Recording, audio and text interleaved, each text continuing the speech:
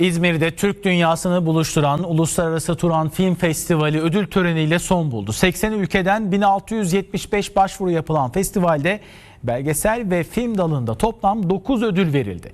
TRT'de kanal ve yapımlarıyla ödüle layık görülenler arasındaydı.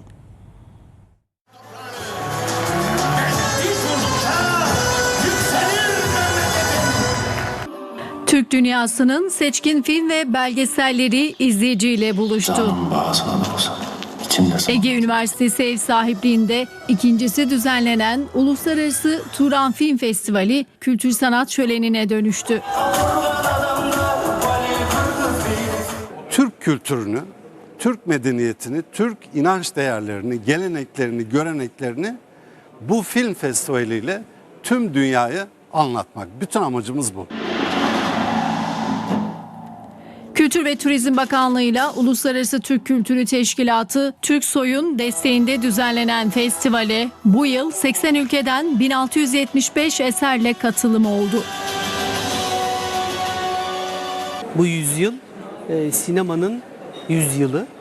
Burada eğer biz içerik üretemezsek, kendi değerlerimizin içeriğini üretemezsek bu tek kale bir maça döner. O yüzden biz alternatif içerikler üretmeliyiz. Ben o yüzden festivali çok önemsiyorum. Bu festival çok önemli festival bizim Türk dünyamızda ve dünyada birçok sinemacılar geldi, filmlerini izletti buradan.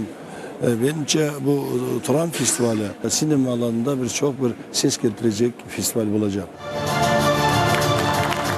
Festival ödül töreniyle son buldu. Belgesel ve film dalında Türkiye, Azerbaycan, Kazakistan, Kırgızistan, Özbekistan, Türkmenistan ve İran'dan 9 yapıma ödül verildi. Usta yönetmen Semih Kaplanoğlu, sinema sanatına katkı ödülü, yönetmen Can Ulkay'da toplumsal duyarlılık ödülü aldı. Festivalde TRT'de medya özel ödülüne layık görüldü. Çocukların gözünden Turan Coğrafyası özel ödülü TRT Çocuğun rekorlar kıran çizgi filmi Rafadan Tayfa'ya verildi.